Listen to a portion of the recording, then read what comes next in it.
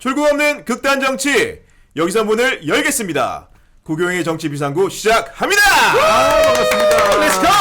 반갑습니다. 오늘도 가보자. 네. 네. 허재훈 씨, 네. 인사 안 해. 보내셨죠? 인사 안 해. 인사해야 되나? 예. 안녕하십니까, 구경입니다. 반갑습니다. 수요일 짝꿍 허잼입니다. 네. 저는 딱 오늘 이 멘트를 써야겠다 생각을 했습니다. 무슨 멘트? 사랑과 전쟁의 신구 선생님이 4주 후에 뵙겠습니다. 이런 멘트 하시잖아요. 우리 딱 4주 후에 총선 결과가 딱 나오는 그렇네. 수요일 아니겠습니까? 네, 그렇습니다. 진짜 4주밖에 안 남았습니다, 여러분. 4주 동안 저희 정치비상구랑 함께 해주셔야 되고 그럼요. 4주 그 날 있잖아요. 선거날. 4월 10일 그날, 바로 그날. 우리 뭐 준비하고 있습니까? 우리 지금 굉장히 깜짝 놀랄만한 진짜로? 합작 방송을 준비하고 있습니다. 깜짝 방송? 오, 다른 유튜버들과 연대해서 연대해가지고 정말 혼자로는 시청자 많지 않을 것 같아가지고 솔직히 말씀드리면 우리 조유정 선배님이 지금 네. KBS 계셨을 때 아마 잘 아실 텐데 그 명절 때가 되면은 KBS하고 MBC하고 교통 생방송 하던 때가 있었어요. 한 10년 같이 전에. 콜라보해가지고. 네. 한겨레 쪽하고 한번 이번에 이번에 한겨레랑은 안 합니다. 근데 이렇게 한겨레랑 차별하는 애기 때문에 소개 없이 발언해도 되는 겁니다. 아니, 아직 제가 뭐 소개해도 매주 나오시기 때문에. 이렇게 들어오시는 거고. 저는 들어와야 돼요. 말하겠습니다. 아니 굳이 좀 정보를 좀 드리면 저희가 네. 장윤선의 취재 편의점과 그리고 김은지의 시사인과 함께 아. 형님 너무 많이 알려드립니다. 너무 많이 알려줬어? 네. 예고만. 우리 살짝. 김영희 TV를 할 수도 있잖아. 아니 그렇죠. 경향신문이 레벨이 있지. 기영이면 같은 종합일간지 계열의 유튜브하고 해야 되는 아니 거 형님 저희가 구독자 숫자가 안 훨씬 되잖아요. 많아요 저희가. 네, 구독자가 지금 더블 스코어도 아니에요 지금 거의. 이게 뭐라고 뭐 얼마 해야 돼? 시작한 지 안 됐는데 시작한 지 얼마 안 됐는데 뭐. 김영민 TV 구독자가 70만 넘던데. 어마어마합니다. 어허. TV랑 71만. 71만. 이게 많을 겁니까? 70만이 넘다고 얘기했습니다. 네. 이거 숫자에 민감하시는 71만 넘었지. 넘었다면. 오늘 매주 이렇게 수요일이 되면 돌아오는 그렇죠. 시간이 있죠. 어떤 바로 시간이죠? 허재무의 바로 이 시간. 이주한 장면. 이주한 장면 좋습니다. 한번 좀 읊어주시죠. 예. 오늘은요 이걸 뽑아왔습니다. 사과의 값어치라고 제가 제목을 지어봤습니다. 사과의 값어치. 지금 보니까 사과 10kg가 사상 첫 도매가 9만 원을 넘겼다고요. 오늘 기사를 보면 10kg 가, 물가 10kg. 10kg 9만 원. 와, 그러니까 소매가는 더 오르는 거야. 근데 민생이랑 물가 이것도 중요한데 사실 이 얘기보다는 사과의 값어치. 도태 후보가 사과를 하면서 다시 살아나지 않았습니까? 서민들은 지금 물가 때문에 힘든데 사과의 값어치 과연 여러분들은 어떻게 생각하실까? 오늘의 한마디 딱 이렇게 정리를 해보도록 좀 하겠습니다. 굉장히 뼈 있는 말씀 해주셨는데 좀 이따 우리 지금 이야기할 나오신 거니까. 분이 지금 얼굴이 좀 이그러지고 있어요. 아닙니다. 제가 지금 허재무 씨가 이 얘기했을 때 왜 생뚱맞게 사과의 값어치라고 했는데 제가 그 얘기를 조금 듣는 순간 이게 다른 이중적인 의미가 있겠구나라고 그렇죠. 좀 눈치를 챘어요. 네. 지금 말 나온 사과는 예. 뭐 굉장히 요새 비싸다고 하는데 사과는 진정성이 있으면 비싼 겁니다. 대변인님 아직 소개를 안 드렸으니까 네, 그러니까 이따가 시작을 해보도록 네, 허재무 씨랑 가볍게 얘기를 나눠봤고 네. 오늘 정치비상구를 처음 찾아주신 분입니다. 그렇죠. 기자할 때도 이름 날렸던 분이에요. 그렇죠. MBN 앵커 출신이죠. 네. 우리 정광재 국민의힘 대변인 오셨습니다. 반갑습니다. 반갑습니다. 아니 이렇게 텐션이 있는 방송인지 제가 몰랐습니다. 비상은 어디죠?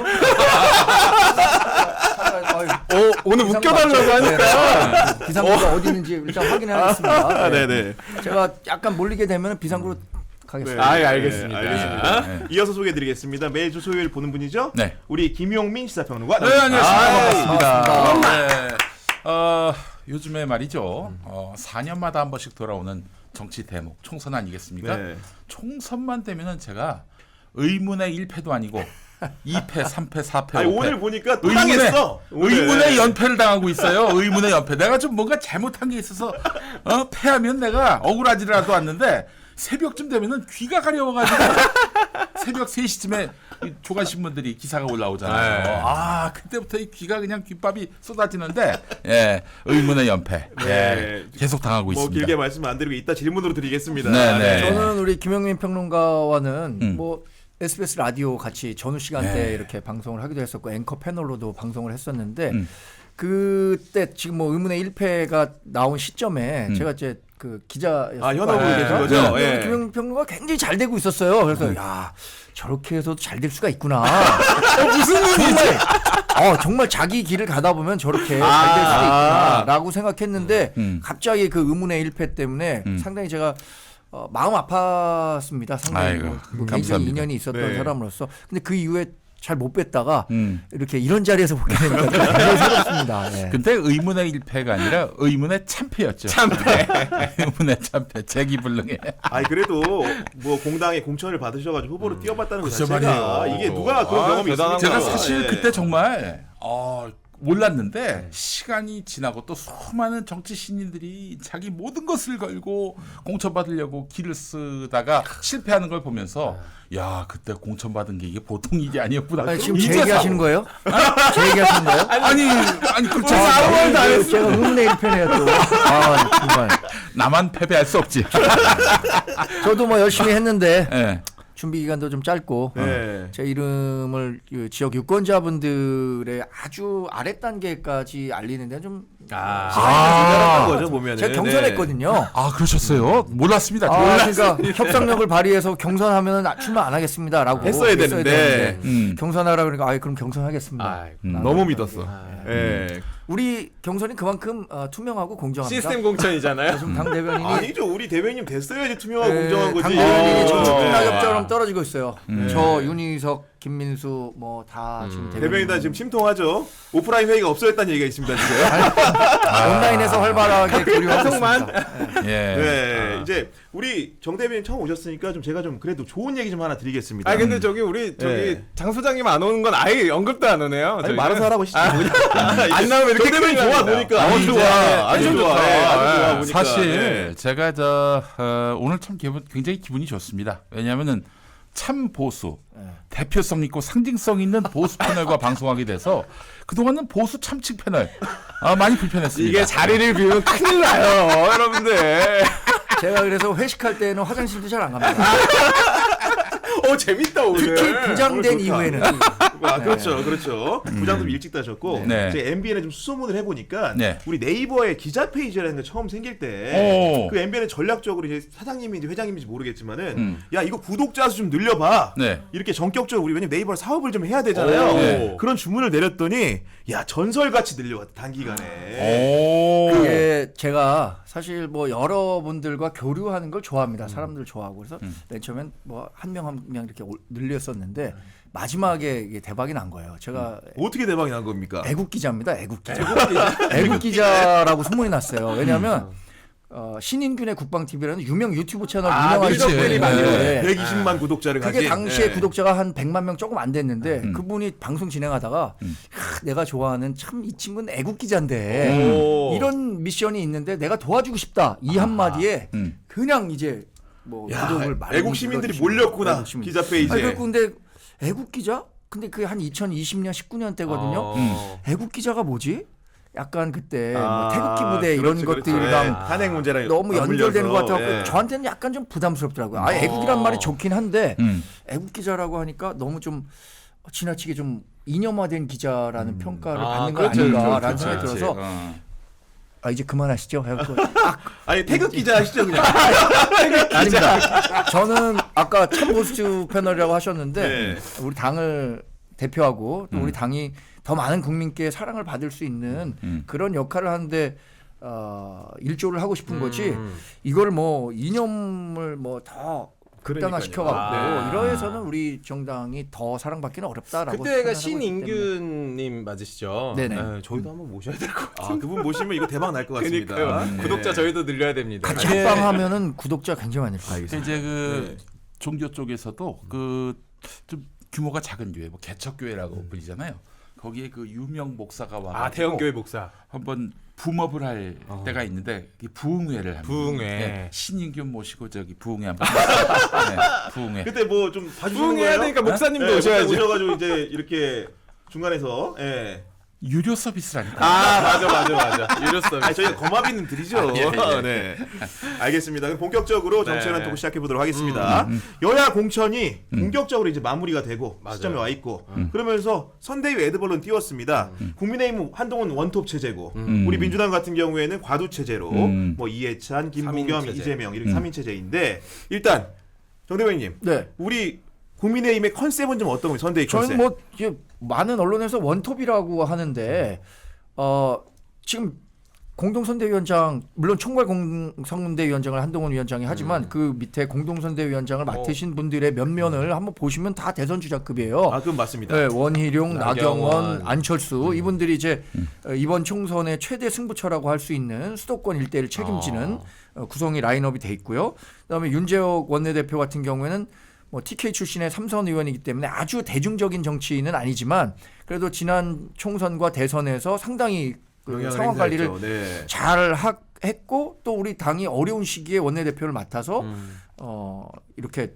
여러 어려움들을 극복하는 데 도움을 줬던 분이기 때문에 어떤 조합을 잘 이룬 것이다라고 네. 평가를 하고 싶습니다. 예. 그렇군요. 아 근데 국민의힘 보면은 지난번 상황실장을 윤재욱 원내대표 하신 거죠? 네네, 이번에 맞습니다. 이만희 의원이 한다는 거 아닙니까? 네네. 그 경찰 출신들 다 상황실장 시키는 거죠. 그러네. 상황. 검사는 위원장하고 경찰은 더 예사 권하겠습니다. 네. 아니, 아니, 근데 그분들의 공통점이 정보 업무를 오래 했다는 그렇죠. 거 아닙니까? 그러니까 정보 업무라는 건 우리가 세간의 여론을 잘 청취해 갖고 이런 여론이 있으니 위에 어떤 것들은 보고하고 어떤 것들은 뭐 이제 여론 정지 작업 같은 그렇죠. 걸 하는 네. 그런 역할을 하는데 그런 측면에서 지금의 여론은 이렇다라는 거를 충분히 잘 반영할 수 있는 그런 그런 적임자라는 흡수한 판단도 분으로서 가능할 것 같습니다. 이만희 의원은 종교계 쪽에서 오신 분은 아니에요.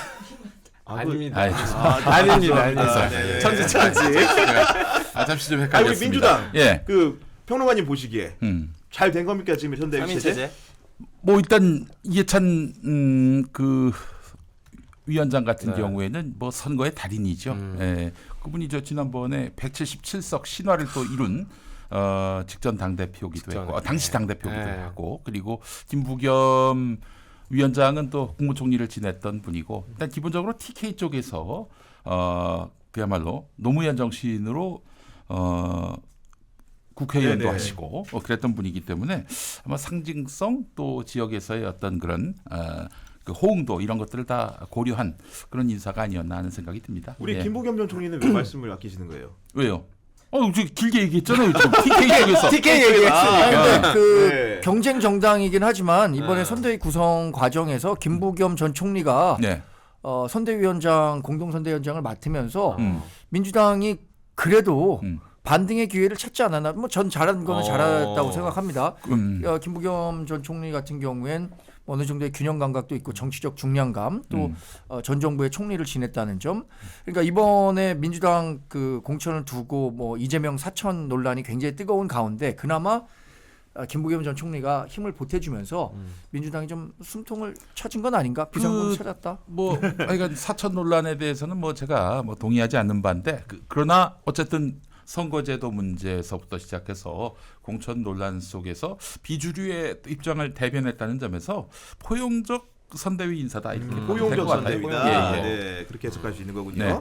그 공천 발표도 정말로 막바지인데 막바지. 어제도 많은 발표들이 있었습니다. 네. 뭐 국민의힘 같은 경우에 서울 중성동 의뢰 중량감 있는 두 분이 붙었죠, 그죠? 하태경 그다음에 이해운 전 의원이 의원. 붙었는데 네. 이해운 의원이 이겼어요. 아이고 어떡해. 하루 종일 뜨겁죠. 아니, 어제 그러니까 이후로. 네. 어제도 이제 수학적으로 납득할 수 없는 스코어다. 그러니까 여론조사에라 이런 얘기를 하셨거든요. 원데이터 공개하라고 했는데 이해운 지금 후보는 당연한 결과다. 사회과학 더 배우고 와라. 이런 식으로 발언했거든요, 지금. 저는 당에서 이 원데이터를 과거에 공개한 선례가 있었는지 모르겠어요. 김은민 평론가님 과거에 이렇게 했을 때 원데이터 공개하라고 했을 때 공개하지 않았을 거예요. 원데이터 저도 공개는 예, 어려워요. 공개했다는 얘기를 한 번도 들어보지 못했습니다. 아직. 네. 그런데 하태경 의원이 문제는 제기할 수 있을 것 같아요. 왜냐하면 내가 그 상황이라도 이거 이해하기 어려운데. 왜냐면 라는 한번 다 생각이 들 이겼으니까. 것 같아요. 맞아. 사실은. 왜냐하면 네. 지난번 1차 투표에서 3자일 때 46%를 얻었는데 나머지 3자가 떨어졌는데 그 사람의 90% 가까이가 이해운 쏠리면서 이해운 나타난다. 후보에게만 예. 쏠렸을 리가 있느냐. 그것도 비슷한 시기에 여론조사가 이루어졌는데 라는 측면에서는 하태경 의원은 분명히 뭐 문제를 제기할 수도 있었겠다라는 생각이 들어요. 그런데 이게 뭐 원데이터를 공개적으로 언론에 공개한다거나 그러진 않겠지만 아마 당이 하태경 의원에게는 납득할 만한 수준의 설명을 해주지 않을까라는 생각은 갖고 있습니다. 사실 하태경 의원이 그동안은 이슈의 중심에서 그 항상 자신의 존재감을 드러내려고 애를 썼던 분 아니겠습니까? 각종 이슈에서 휘발성 있는 이슈들, 그렇죠. 비단 정치 네. 이슈 아니더라도 그런 상황이었고 계속 언론에 꾸준히 노출이 됐고 현안마다 자기 목소리를 내서 또 기사에 많이 그 이름이 올랐는데 이혜원 의원은 좀 그렇지 않았단 말이죠. 굉장히 그 조용히 지냈단 말이죠. 근데 경선에서 졌다? 하태경 의원으로서는 내가 그동안 노력한 것도 있고 열심히 또 언론 플레이를 한 부분도 있는데 이게 너무 지금 저평가된 것이 이상하다. 그리고 이혜원한테 전화가 갔던 것이 또 2차에서도 그렇게 간 것 아니냐라는 의구심을 또 제기하는 것 같더라고요. 그래서 누구한테 전화했는지 그것도 좀 알려달라는 거 아닌가요? 근데 이혜훈에게 갔다는 건 이혜훈 후보도 전화를 받았다는 거죠. 예. 근데 저 경선할 때 저도 제 전화로 경선 전화를 받았습니다. 아, 왜냐하면 네, 흔한 일이군요. 그게. 그 책임당원 명부를 안심번호로 포함해서 포함이 주는데 되는구나. 저도 거기에 책임당원 3개월 이상 만 원, 1,000원씩 내면은 책임당원이 되거든요. 그 책임당원의 명부가 있는데 그 중에 전화 받는 사람들을 하기 때문에 저도 첫날 제가 그 전화를 못 받았어요. 그래갖고 야 이거 내가 전화 언제 못 와, 받은 것 언제 때문에 나 떨어지면 어떡하지? 이 생각을 했는데 컴퓨터로 진 거 아니냐? 이게 전화가 4번 갑니다. 책임당원에게. 4번 가요? 그 이틀에 걸쳐서 10시 때 한 번 가고요. 오후 4시 때 한 번 가고 내가 이 두 전화번호를 다 못 받은 못 거예요. 받았어요. 왜냐면 저도 전화를 계속 했거든요. 여기저기다 하고 있기 때문에 빨리 하고 투표하라고. 있기 때문에 투표하라고 예. 뭐 저 하니까 그리고 나중에 부재중 전화가 그 번호로 찍힌 거예요. 아하. 야, 이거 아차 예. 싶었다. 아차 싶었어. 예. 그랬는데 다음 날 한 11시 정도에 그 전화가 오더라고요. 그래서 제가 그 전화를 받고 됐다. 야, 이 전화를 하는 거 보니까 됐다. 내가 뭔가 풀릴래나 보다. 이게 이렇게 생각했으니까 이혜훈 의원한테 그 전화가 갔다고 한 거는 전혀 이상한 일은 아닙니다. 아, 후보한테 흔한 일이다. 어쨌든 저 룰대로 경선이 이루어졌고 공당에서 예를 들면 뭐 하태경 의원 날리려고 뭐 그랬다 이렇게 보기는 좀 그렇게 어려울 것 어렵겠죠. 같은데 예. 근데 이제 사실 하태경 의원이 좀 야속한 면은 있을 것 같아요. 자기 지역구 부산 그 주진우 법률비서관 물려줬잖아요. 물려주고 예, 예. 본인은 이제 선당우사의 마음으로 서울 왔는데 그것도 두 번 한 번 뭐 바꾸고. 관악도 가려다가 예. 종로 가려다가 이게 다 좌초가 됐고 그래서 이제 결국 그 떠밀리다시피 갔는데 거기서 경선에서 졌다? 아 이거는 그것도 절대 지수로는 이겼는데 가산점 5% 때문에 예. 사실은 그 뒤집혔기 때문에 근데 어떡합니까? 굉장히 룰이 섭해죠. 그런데 룰이 그러니까. 룰이 그런데 어떻게 해요? 근데 아마 예상했던 패배는 굉장히 충격이 좀 작을 수 있잖아요. 덜한데. 예상하지 못했던 충격은 패배는 엄청나게 큰 충격이거든요. 맞습니다. 예. 근데 아마 지금 하태경 의원이 그런 상태 아닐까요? 대변인님은 좀 충격이 컸나요? 아니요, 저는 정말 대표 저 대리인이 갔는데 걔가 전화하기 전까지만 하더라도 제가 이긴다는 거에 전혀 일말의 의심이 없었습니다. 그런데 형 우리가 졌어요. 이렇게 했을 때 정말 믿기지가 않는 거예요. 아, 2012년 총선 때 김용민이도 덤프 트럭으로. 그런데 이런 생각이 들더라고요. 아, 내가 지난 5, 6년간 준비했던 영일과 성을 다해서 준비했던 사람과 저는 불과 한 5, 6개월 그렇죠. 했었는데 그게 뭐 충격이 아니라고는 할 수는 없지만 뭐 그거에 비하면 저는 그래도 회복 탄력성이 좀 큰 편이었습니다. 어우, 지금 예. 너무 아, 그렇군요. 예. 네, 다음에 잘 되시겠어? 우리 정범재 그러니까, 대변인 네. 잘 네. 되시겠어? 네. 아유, 감사합니다. 저런 그 마음 자세는 이제 굉장히 또 국민과 유권자에 대한 그런 경외심으로 바뀌게 될 네. 것이고 틀림없이 다음에 좋은 결과가 있으실 것 같고. 보수 패널 부족하면 불러주시죠. 아, 예. 제가 저도 사실 처음에 떨어졌을 때 며칠 동안은 멘붕이 와가지고 어디 누우신 거예요? 알아 누우신 거예요? 아니 회복력을 상실해가지고 이렇게 휘청휘청했는데 나중에 곰곰이 생각해 보니까 저의 경쟁자들, 그러니까 이제 경선 경쟁자들, 경선이 없었는데 그 전략 공천이 됐거든요. 네. 근데 그 지역구에서 정봉주 의원이 이제 그 감옥을 가는 바람에 5명이 뛰고 있었는데 그분들 다 물리치고 날려버리고 간 거 제가 아니에요? 됐는데 예. 그분들은 뭐 집을 팔기도 하고 그러니까요. 뭐 정말 인생을 아. 걸고 했는데 저는 그야말로 낙하산 타고 내려가다시피 한 건데 야 이래서야 어떻게 내가 당선되는 것에 정말 감사할까 이런 생각이 들었어요. 아니 저 얘기 들어보니까 경선 참여하는 것도 자비를 대는데 그것도 한 2, 3천만 원 낸다면서요? 경선 여론조사 얼마나 됩니까, 양자인 경우에 네. 한 사람당 1,200만 원 1,200만 원? 고요 3자인 경우에 800만 원. 그래 800만 2,400만 원. 원이죠. 아, 이게 당마다 좀 다른가요? 아니 우리 당이 지금 그렇죠. 우리 당이 민주당 더 비싸다고 제가 알고 있어요. 2012년에는 700만 원이었어요. 700만 원. 아, 그렇군요. 네. 그때 물가 수준과 비슷해갖고 좀 올라간 측면이 있는데. 그때 또 당시에는 또 저런 게 없었지. 저기 그 안심번호 이런 게 없었으니까. 네네. 다 그렇죠. 지금 안심번호를 돈 그렇게 주고 타야 사와야 되니까 네. 그런 건데 그거 이외에도 우리 독자들 궁금해하는 게 사무소도 개설 또 해야 되잖아요. 지금 봤습니다. 네, 경제적으로 그러니까 잠깐만 말씀하시기 전에 네. 독자들 궁금해하는 게 이거 녹방이라고 지금 아닙니다. 아니에요. 저희 라이브입니다. 네, 아니, 여러분. 라이브예요? 네, 라이브예요. 지금 시각 4시 20분. 그렇습니다. 네, 네, 맞습니다. 그렇죠. 예. 그런데 이어 말씀해 주시죠. 사무실 개소했죠, 당연히. 네. 그리고 제가 당연히 본선 후보가 될 줄 알고 6개월을 계약했는데 아이고 이런. 우리 거기서 방송하자 그냥. 여기보다 넓습니다.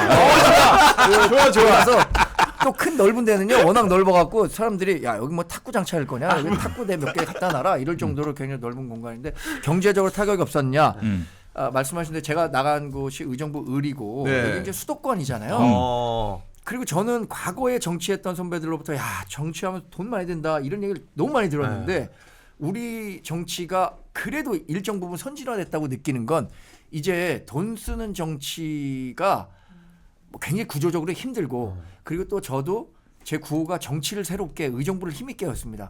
새로운 정치하겠다는 사람이 처음 와갖고 뭐 사람들 밥 사고 술 사고 뭐 그래요. 정치만 들고 이런 정치 나는 안 하겠다라고 했기 때문에 정말 최소한의 비용만 썼습니다. 그래서 떨어지는지도 모르겠습니다. 그렇군요.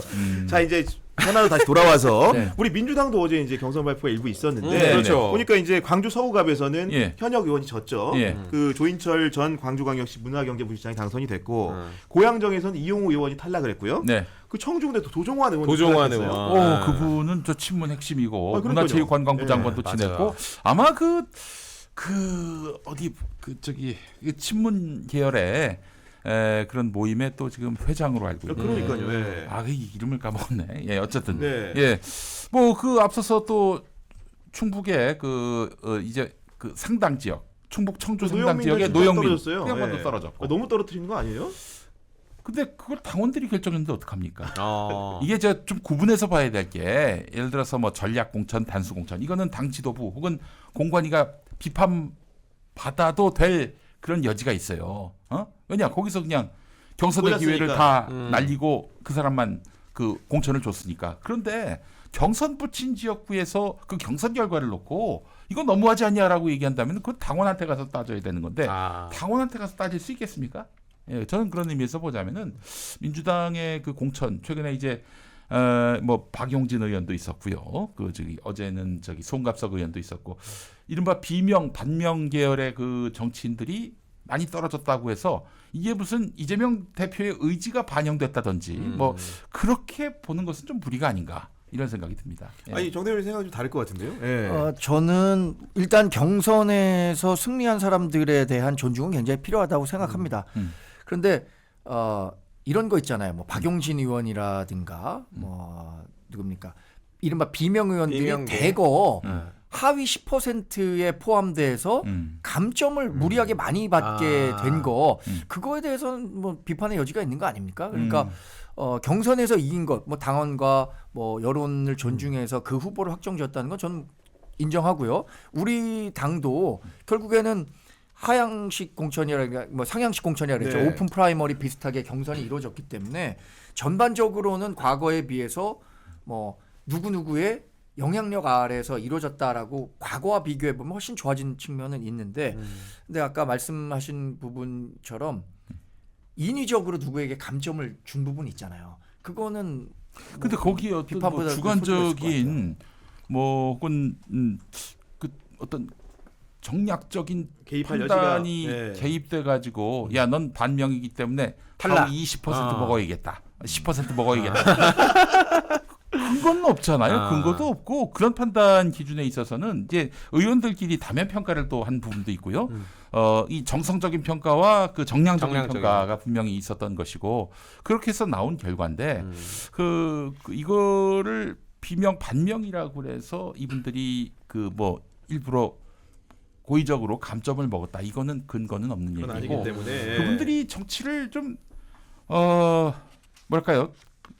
효능감 있게 하지 않았다라는 반증은 아닐지 하는 그런 생각도 들고 또 도리어 그런 분들이 도리어 이 공천 앞두고 총선 앞두고 나 저기 아무래도 정상적인 경쟁을 했다가는 뭐 질 게 뻔하니까 나를 좀 신경 좀 써달라.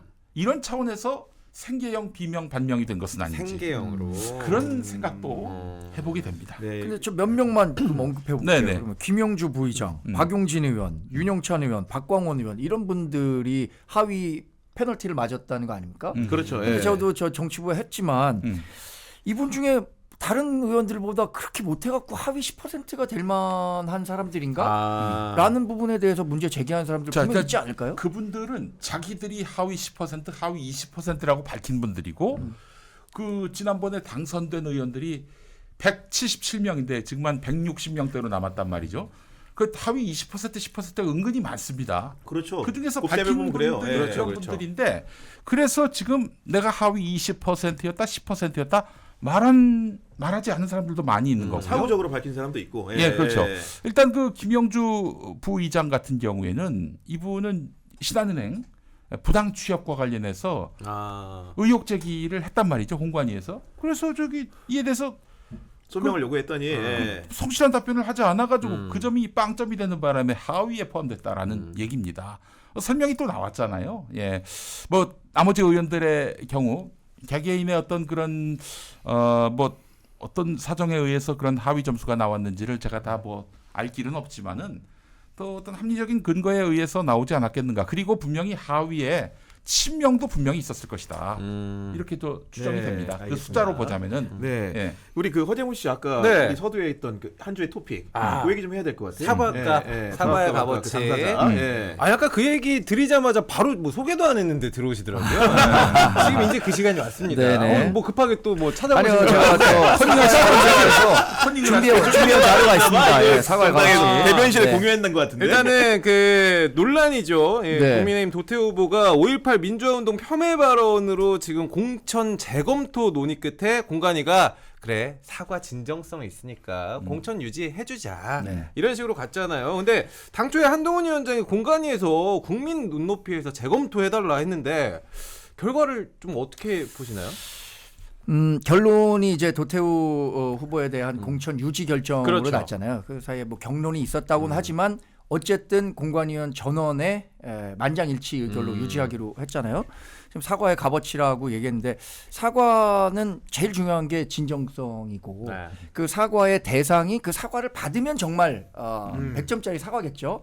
근데 이 사과를 진정성이 있게 했다고 하더라도 사과를 받으려고 한 사람이 사과 그렇죠. 예, 수용자가 없다면 그 사과가 무효한 거잖아요. 뭐 때려놓고 사과하면 되냐 뭐 이런 네. 느낌일 수 그래서 이런 부분에 대해서도 제가 좀 조심스럽지만 몇 가지 요인을 종합적으로 검토했다고 봅니다. 첫 번째는 경선을 통해서 이루어진 후보에 대한 절차적 정당성이 있는데 경선이니까. 이거를 부인하기가 어렵다. 또 하나는 이게 후보가 되기 전에 있었던 발언인데 그 문제까지 계속 파고 들어갈 경우에 민주당이 얘기하는 후보 사퇴 프레임에 걸려서 우리가 좀 끌려갈 수 있다라는 측면.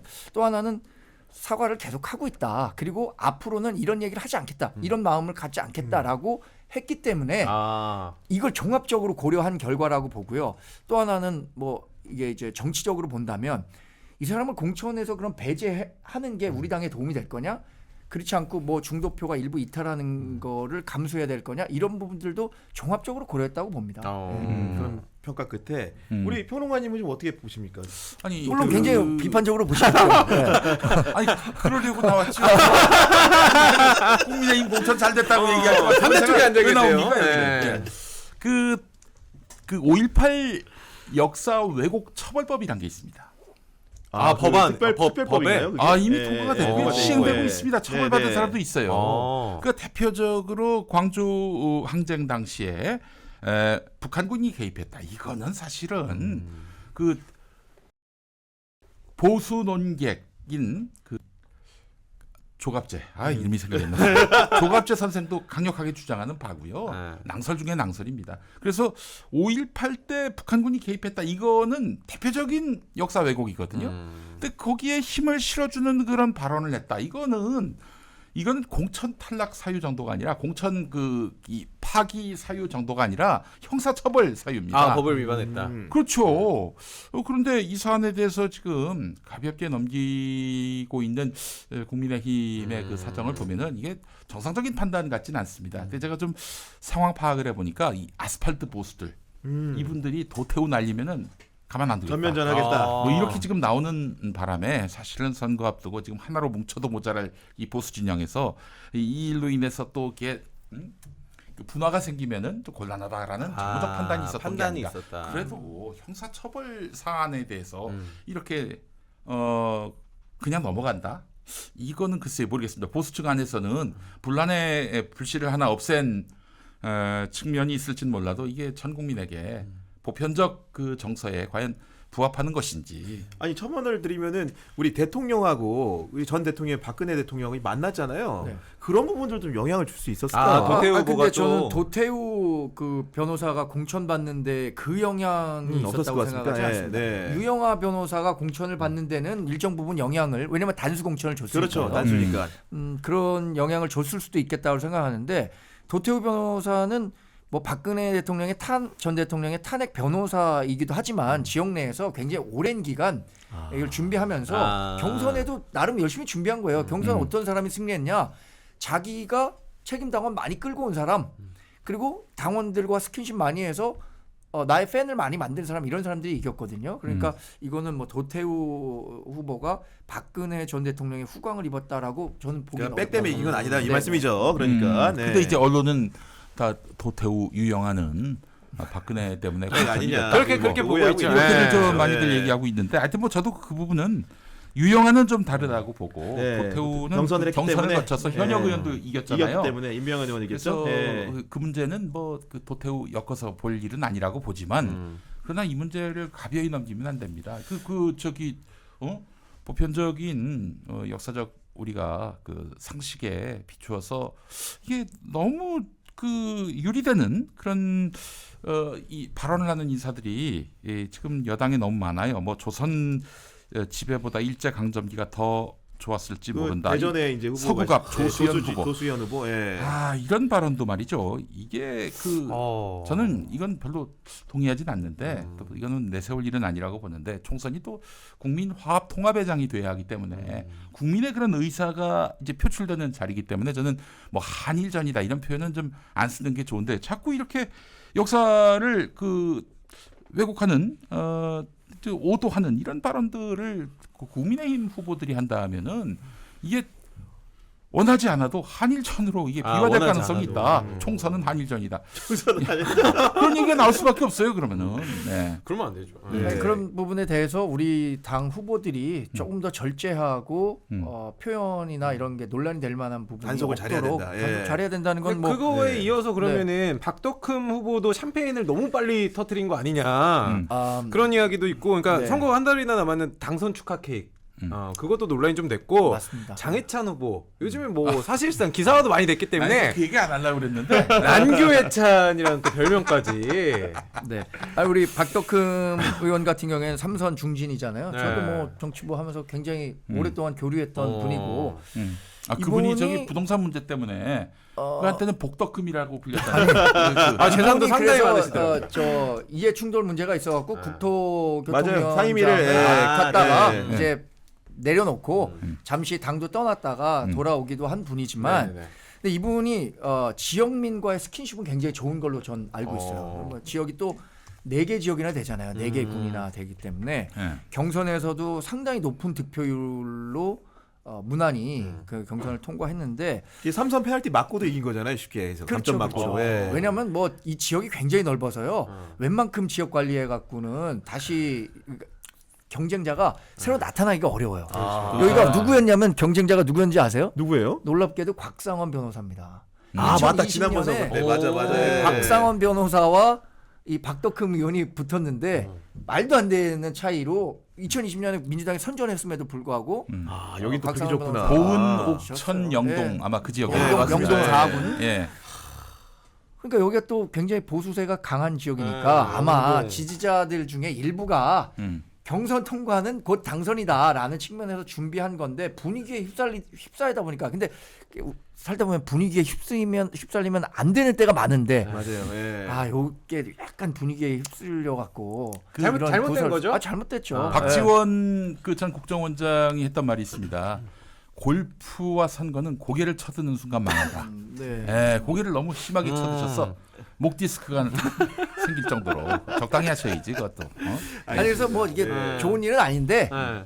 해프닝성이지 이분이 뭐 아니면 지지자들이 뭐 선거법 위반하고 아니면 뭐 이런 분위기를 조성하려고 했던 건 아니 그러니까 그 아니라는 모임 측면은 케이크를 준 모임 이름도 박사모는 아니더라고요. 음. 금사모더라고요. 뭔지 알아보니까 금강을 사랑하는 모임이래요. 금강을 그러니까 이게 사랑하는 모임. 굉장히 지역적으로 이렇게 그쪽에. 충청도 냄새가 많이 나는데 이저 박덕흠 의원이 한수이남에 정말 몇 손가락 안에 드는 부자입니다. 그 사람으로. 아니 그 정도는 아니에요. 네? 제가 재산 신고한 거 보니까 한 5,600억 정도 신고했는데 한수이남에 5,600억대 부자 엄청나게 많아요. 아니, 우리 대변인님 아니, 많으신 것 절반 같습니다. 아니에요. 절반 아니, 지금. 가족까지 한번 합산해 보자고요. 가족까지 합산해 보면 얘기 달라질 걸. 예. 알겠습니다. 뭐 부자인 건 사실이죠. 네, 이어서 저 민주당 비례연합정당 얘기 좀 해볼게요. 사실은 이제 시민사회 몫으로 국민후보 추천을 받았는데 네. 이게 좀 일종의 사고라고 봐야 되겠죠? 평론 아니, 인정하십니까? 예. 저는 아니 진보당의 당원이라면은 진보당 몫에서 경쟁을 해야지 시민사회 쪽에서 이렇게 나온다. 뽑힌다는 것은 좀 바람직하지 않은 것 같고요. 예, 그러니까요. 아니 진보당 구성원이면 진보당 구성원 몫에서 경쟁을 하는 것이 옳다고 보고요. 시민사회는 당적 없는 시민사회 활동가들 중심으로 저는 그 무슨 반미를 하든 상관이 없는데. 통일운동하든 그는 상관이 없다고 보는데 당적을 가진 분이 그 트랙 말고 다른 트랙에서 또 나온다면은 이게 더불어민주당도 나름대로 자기 기득권 내려놓고 자기 몫을 내려놓고 하는 건데 진보당이 아주 대단한 조직력을 갖고 있거든요. 아 맞아요. 네. 그 작년에 그 전주 을이죠. 을에서 네, 보궐선거했을 때 네. 제가 듣기로는 사실 확인한 건 아니니까 아니, 여러분 저는 알고 있습니다. 예, 1월부터 이 당원들이 그 지역 내려가가지고 막 집 앞에 청소하고 막 그렇게 해서 지역민들의 마음을 얻으려고 했다고 실제로 하는데. 제가 거기 전주가 고향이기 고향이다, 때문에 맞다. 예. 가기만 하면 파란색 물결이 응. 그때 민주당이 안 나왔거든요. 민주당이 그 후보를 내지 나름대로 않았는데 내천 후보가 있었지. 네. 네. 근데도 와 지역민들 사이에서도 강성이는 몰라도 진보당 참 열심히 한다. 이게 엄청나게 바람이 불었어요. 네, 그 실제로. 1월부터 작년 1월부터 4월 그 재보선까지 정말 진보당이 고개만 돌리면 보일 정도로 맞아요. 그렇게 맞아요. 열심히 네. 활동을 했다고요. 이 조직력이 전주만이 아닙니다. 전국적으로 대단해요. 이 조직력을 바탕으로 해가지고 또 그렇게 시민사회 트랙에서도 뽑혔다는 것은 이건 좀 바람직하지 않은 것 같은데 네. 다만 지금 언론들은 다 반미 활동을 했다 이런 네, 걸로 그런 종북이라는 아니, 범주로 이렇게 묶는 것 같은데. 예. 종북인지를 어떻게 아니 그러니까 간별이 어렵죠. 정신세계이기 때문에. 근데 사실은 노무현 전 대통령도 그런 말씀을 했습니다마는 반미 좀 하면 어떠냐. 그렇잖아요. 미국 반대한다고 무슨 방화를 저지르거나 그러지 않는 이상은 미국 반대한다고 불이익을 주거나 그런 거 없잖아요. 제가 예전에 콘돌리자 라이스 미국 국무장관을 비난을 했다고 아주 그냥 거친 언어로 비난했다고 제가 미국 출입국을 못 하느냐? 아닙니다. 갔다 오셨어요? 진짜요? 진짜요? 정권 바뀌어서 그런 거 아니 미국도? 아니. 내 그 막말이 드러났을 때가 2012년 4월 아니었습니까? 5월에 그 낙검수 미국 공연 한다고 공항에 갔을 때 나는 출국금지가 아니라 비자가 안 나올 거야. 비자가 안 나올 줄 알았는데 비자가 나왔더라고. 예. 미국은 표현의 자유를 그러니까요. 네. 그러니까요. 그래서 미국이 얘기하지 않았습니까? 저 정부 없는 언론과 언론 없는 정부 뭘 택하겠느냐? 정부 없는 언론을 택하겠다고 하는 게 정부 없는 언론. 멋있다. 이거는. 지금 시대가 어느 시대인데 반미했다고 그런 사람은 국회의원 되지 말아야 된다. 이런 논리 자체가 이해가 안 돼요 저는. 근데 물론 존중하는데 그러나 이게 국가의 정체성을 뒤흔들고 국가의 어떤 안위를 흔드는 정도까지 그런 사람들이 활동할 수 있도록 공간을 열어주면 안 된다는 생각은 듭니다. 근데 국회네. 부분은 대변인님하고 좀 생각이 다른데 사드 반대 운동 이런 거 했다는 거 아니에요? 맞아요. 예. 사드 반대가 무슨 북한의 이익을 대변하는 게 아니잖아요. 경북 성주의 그 군민들의 안전과 또 이제 더 나아가서 평화 통일을 바라는 한반도 안에 또 이런 군사적 리스크를 만들 수 없다라는 지극히 애국적인 동기 아닙니까? 근데 어떻게 그게 반미로 엮여지고 그게 또 국회의원이 될 자격이 없다. 이런 식으로 논리의 전개가 이루어지는지 저는 좀 납득이 잘 안 돼요. 네, 알겠습니다. 저희 조국 혁신당 얘기도 좀 해볼게요. 그렇죠. 네. 네. 조국 혁신당 그 22대 국회를 가면 1호 특검법을 이걸 하겠다고 발표했습니다. 오. 뭐죠? 한동훈 특검법을 발의하겠다. 네.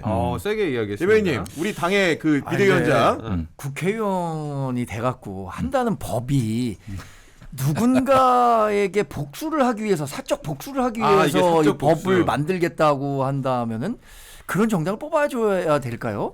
아니 이거 지금 조국 대표라 그랬죠. 조국 이제? 대표죠, 그렇죠? 대표.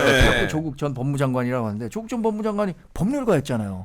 그렇죠. 지난 예. 40년간을 법률가로 살았었는데 법률가라면 법률적인 방식을 통해서 자기 명예회복을 하면 되지. 왜 비법률적 방식으로 명예회복에 나서겠다고 한 건지에 대한 궁금증이 하나 있고요. 또 하나 그렇게 비법률적인 명예회복을 한 이후에 처음 하겠다는 게 나도 당해봤으니까 너도 당해봐라.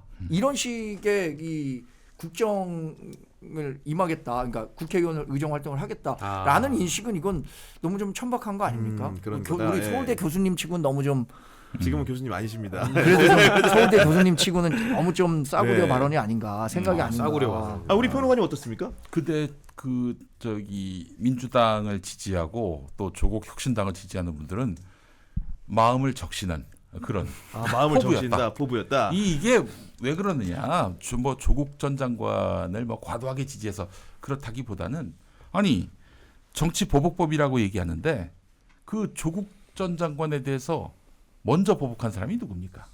예? 그렇잖아요. 보복 당해놓고 지금 가만히 있어라. 이거는 좀 그렇지 않나요? 예? 이따가 또 용해인 의원 나옵니다만 가만히 있어라. 이거 갖고 저 세월호 투쟁 벌였던 그분 아니에요. 그래서 저는 지금 정치 보복법이라는 거는 이제 국민의힘의 해석이고 지금 조국 대표가 지금 내세우고 있는 이런 한동훈 위원장에 대한 이런 이 특검 내용들을 보게 되면은 지금 검찰이 수사를 하지 않는 거예요. 딸 문제도 있죠. 고발 사주 문제도 있죠. 이런 것들 여러 의혹들에 대해서 특검을 통해서 규명하겠다라는 건데 이런 거는 사실은 검찰 차원에서 공수처 차원에서 좀 클리어하게 될 일인데 이게 그 정권이 윤석열 정권이다 보니까 이게 하나도 규명된 게 없으니 조국 혁신당 검찰 개혁에 대한 뜨거운 열망을 갖고 있는 그런 지지자들의 마음을 대변해서 실현해 보겠다라는 건데 그 정치보복은 해석일 뿐이고 해석했습니다. 지금 굉장히 기묘하고 필요한 일이다. 아니 근데 첨언을 드리면 이 지금 보면 평론가님도 굉장히 동조하시는 거잖아요. 이 내용에 대해서. 그죠? 한동훈 특별법에 1호 대해서. 특검. 1호 근데 사실은 법안. 이게 네. 국무위원에 대한 문제는 우리나라 이제 그 정부 시스템이 정상적으로 가동된다면은 뭐 감사원을 통해서 공수처를 통해서 검찰을 통해서 이게 규명될 문제들인데 이게 뭐 하여간 윤석열 정권 인사들에 대한 수사나 진상 조사가 제대로 이루어지는 게 없어요. 그래서 이 부분과 관련해서는 우리 국가 시스템이 지금 재가동을 못하면은 입법부가 만들 수 있는 게 바로 특검 아니겠어요? 특검을 통해서 규명할 네. 수밖에 없다. 예. 알겠습니다. 그 정 대변인 더 할 얘기 없으시죠? 저는 뭐 특검을 관련해가지고. 통해서 하기에는 뭐 대단한 공권력의 남용이고 일종의 그 개인의 어떤 그 사적 사적인 복수라는 거죠. 그 예. 상처를 회복하기 위해서 내가 당해봤으니 너도 당해봐라라는 식으로 접근하는 것은 상당히 좀 네. 문제가 있는 접근 방법이라고 생각합니다. 저희가 이제 토론을 좀 마무리해야 되는데 그 정 대변인이 이렇게 나오셨으니까 좀 네. 여쭤볼게요. 그 사실은 1, 2주 전만 해도 국민의힘 판세 전망이 좋았습니다. 여론조 지표도 많이 좋고. 판세 전망이 좋다라고 하는 거는 네. 일부 그냥 뭐 지표, 그럴 수 지표. 있겠다라고 네. 생각한 거지. 어쨌든 간에 공개된 여론조사 상으로는 민주당 5차 범위 내로 밖으로 간 조사도 있었고 그랬는데 리얼미터 조사. 네, 근데 이제 뭐 사실 지난 주말부터 약간 좀 다른 분위기가 네네. 그렇다고 해서 뭐 역전이 됐다 이런 건 모르겠지만 분위기가 좀 관측이 됩니다. 지금 네. 당내 분위기가 좀 어떻습니까?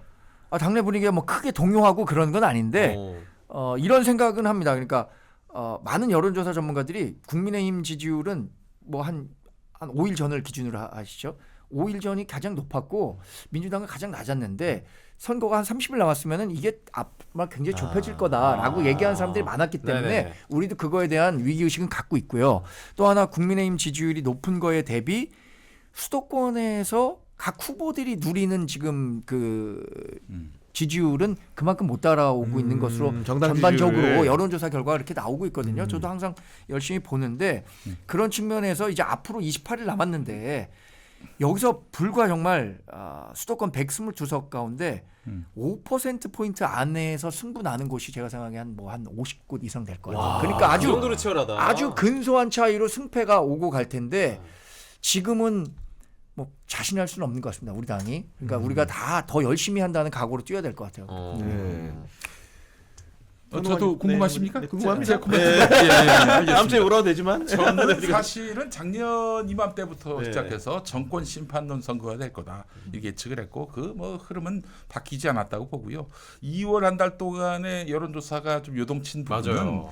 그는 이제 보수 과표집이라는 게 뭐 리얼미터나 이렇게 미디어 토마토 같이 이게 구체적으로 보수 응답자 얼마, 진보 응답자 얼마 이런 성향별로 것들이 다 이제 나오는 그 데이터를 보면 알 수가 있어요. 그한 2~3% 되던 것이 그 2월에는 10% 보수가 더 많이 표집이 됐다는 점에서 보면은 정상적이진 않다. 한 3월 20일부터 보는 것이 정확하지 않겠나 싶었는데 3월 20일이 다가올수록 다시 그 이전 1월의 그 결과로 돌아가고 있다라는 건데 저는 이제 그 조사도 굉장히 중요하다고 봅니다. 지금 나오는 여론조사 정당 조사잖아요. 근데 이게 사실은 이 전국이 한 개 선거구였던 대통령 선거에서는 이 여론조사가 유효하죠. 굉장히 유효한데 이 전국 254개 엄청 많죠. 지역구로 갈려진 이 선거 판도에서는 이 전체 정당 지지도로 1000명 샘플로 해서 하는 조사로는 이 정확한 총선 결과를 예측하기는 어렵다. 저는 그거는 비례대표 선거는 조금 상당히 참고할 여지가 있지만은 개별 선거구를 동시에 최소한 500명 이상으로 조사한 결과가 나와야 한다. 그런 의미에서 보자면은 서울 수도권을 2주에 걸쳐서 했던 여론조사꽃 김어준이 했다고는 하지만은 그 조사 결과를 보게 되면은 지금 국민의힘이 상당히 좀 난조를 겪고 있구나. 네. 이거는 뭐 국민의힘의 문제라기보다는 정권 심판론이 뿌리 깊게 내려앉았기 때문에 그렇다. 이런 와중에 이종섭 전 국방부 장관의 호주 대사 임명이라는 비명 아래 도피시킨 거 아니냐라는 이야기들 지금 이 국면은 좀 비상하게 좀 바라볼 필요가 있고 국민의힘이 이럴 때는 좀 다른 목소리를 내서 이종섭 다시 불러라. 지금 여론이 매우 심각하다. 이런 메시지 정도는 한번 나와줘야 되는 게 아닌가. 뭐 저기 김건희 특검법에 대해서 의견 내는 게 부담스러우면은 이종섭만은 좀 손절할 수 있는 그런 액션이 필요하지 않나 하는 생각이 듭니다. 유튜브가 조금 그 마음이 편한 거는 이제 시간이 아주 촉박한 거 아니죠? 네, 뭐 몇 마디 좀 말씀드려야 네, 되겠죠. 네. 뭐 여론조사 관련해 갖고 말씀하신 건 보수 과표집과 관련한 문제를 말씀하셨는데 이 보수 과표집 문제는 누구도 이게 과표집이다 아니다라고 판단 내리기가 어렵습니다. 왜냐하면 우리 국민의 특정 시점에 이념 지형을 누구도 한 번에 보수는 35%, 진보는 38% 이렇게 일도양단할 수 없기 때문에 하기 어려웠기 때문에 보수가 과표집됐다는 건 그때 당시에 우리 전체적인 마인드가 민주당 잘 못하고 있는 거 보니까 난 그럼 보수인가 보다라고 답변하는 사람이 많아졌기 때문에 보수 과표집이라는 그 해석이 가능할 것 같고요. 또 하나는 그 일정 부분 굉장히 공감하는 거는 대통령 선거 같은 경우는 전국 단위 여론조사가 굉장히 정확할 수 있어요. 근데 254개 지역구에 각 후보별 지지도 이런 거는 상당히 파악하기가 지금으로서는 어렵습니다. 아까 말씀하신 것처럼 각 지역별로 다 들어가 봐야 되는데 각 지역별로 들어가는 여론조사 조금씩 나오고 있거든요. 예를 들어서 뭐 중구 성동을의 전현희 맞아요. 갑이죠. 갑의 전현희 위원장이 윤희숙 의원을 상당 부분 그래도 오차 범위 아니긴 하지만 앞서고 있다는 거 그런 것들은 굉장히 전 의미 있는 걸로 봤어요. 그러니까 국민의힘 지지율이 높아졌다고는 하지만 아까 말씀드린 것처럼 어떤 지역에서 55%에서 65%로 올라간 거는 결국 한석엔 의미가 없거든요. 그렇죠. 37%에서 44% 얻어갖고 지는 것도 지지율은 올랐는데 의석을 잃는 건 똑같이 한석이에요. 떨어져요. 그렇기 때문에 우리 당이 갖고 있는 위기감을 좀 전 당원들이 좀 알고 열심히 투표에 나서야 될 것 같습니다. 그 사실은 보수 표집이 많다라고 한 근거는 MBC 이 고정 패널 조사 똑같은 대상에게 12월, 1월, 2월, 3월 이렇게 물어본 건데 미동이 없어요. 미동이 없어. 뭐 일본 그 민주당 지지했다가 국민의힘으로 간 그게 지지층이 보이질 않아 지금.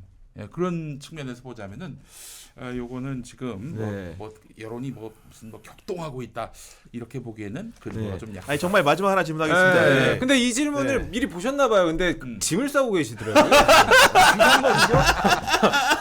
방송 언제 끝나냐고. 저는 일부러 안 네. 찍어주셨습니다. 이종석 못 건 관련해서 당에서는 큰 이슈입니다, 다른 이거. 조합이 네, 없는지 큰 굉장히 이슈입니다. 궁금해요. 저는 제가 대변인입니다. 네. 대신해서 말하는 사람입니다. 네. 당을 대신해서 말하는 당의 입 사람. 아니겠습니까? 그러니까 예. 제가 당의 입장밖에 얘기할 수 없습니다. 음. 저기서 뭐 다른 소리는 없나요? 아까 뭐 나경원 전 의원 같은 얘기했죠. 경우는 이거 예. 좀 문제가 있는 것 같다라고 네, 말씀하신 철저하게 해라. 예. 것들은 후보 차원에서 얘기가 나올 수 있겠지만 네. 제가 대변인으로서 당에서 지금 이론이 많아갖고 지금 뭐 경론이 벌어지고 있습니다라고 얘기 드리기가 어렵고 우리 당이 생각하고 있는 건 이게 수사에 응했었고 다시 수사가 필요하다고 하면 언제든지 귀국해 와서 수사에 응하겠다라고 했고 아그레망을 받았고 신입장을 뭐 복사본을 제출했다고 하는데 이거는 관례가 없었던 게 아니라 과거에도 소수가 갈 때는 이 신입장을 원본을 갖지 못하고 간 전례가 있습니다. 그러니까 그런 분들을 네. 종합적으로 이해해 주시면 될 것 같습니다. 아니, 그러니까 예전에는 말이죠. 당에 다른 의견 많았는데라는 네. 또 선거 앞이니까요. 선거 앞이니까 또 선거 그렇겠죠. 앞이니까 예. 예. 단일 대우로 네. 대응해야 네. 돼요. 좀 알겠습니다. 저기 안타까운 건 뭐냐면은 그 그만하시죠 저기 이제. 저기 아니 그 저 출국 금지 풀려고 그렇게 해서 저기 공수처에다가 휴대폰 냈는데 새 폰이야. 요거는 여론이 알겠습니다. 대변인 네. 저기 동의를 하기 이상준 어려울 저쪽입니다. 네네. 지금까지 잘 파악해놨어야 되는데. 정광재 국민의힘 대변인과 김용민 시사평론가 모시고 총선 정부에 대한 굉장히 많은 얘기 나눠봤습니다. 정 대변인님은 또 따로 자주 모시도록 하겠습니다. 요즘 이제 뭐 본인 선거는 없기 때문에 저희가 좀 많이 저는 모시겠습니다. 당의 네. 총선 승리를 위해서 총력을 다할 뿐입니다. 알겠습니다. 여기도 네, 뭐 지역 감사합니다. 후보가 있으니까요. 여기도 오시신 길에 하면 됩니다. 아니 우리 네. 저 정광재 대변인은 참 좋은 분이에요. 감사합니다. 이런 분이 이제 국민의힘에 많이 들어가서 국민의힘이 정말 좋은 정당이 되기를 바라는 마음이 너무 많고요. 그게 사실은 우리 검찰이 그 우리 한국 정치를 집어삼켰다라고 생각하는 사람으로서 이 야권을 지지하는 입장에서 그런 생각을 할 수 있는 건데 이 좀 정치를 정상화시켰으면 좋겠어요. 네. 낭만도 있고 토론도 있는 그런 정치로 복원돼야 하는 거 아니겠습니까? 왜 복수가 나왔겠어요? 저쪽이 먼저 복수했기 때문입니다. 네. 이 고리를 끊기 위해서는 정치의 정상화가 필요하다. 알겠습니다. 네. 저희는 그러면 1부 마감하고 2부에서 용해인 의원 모시고 현안 얘기 이어가도록 하겠습니다. 시청해주셔서 감사합니다. 네, 고맙습니다. 고맙습니다.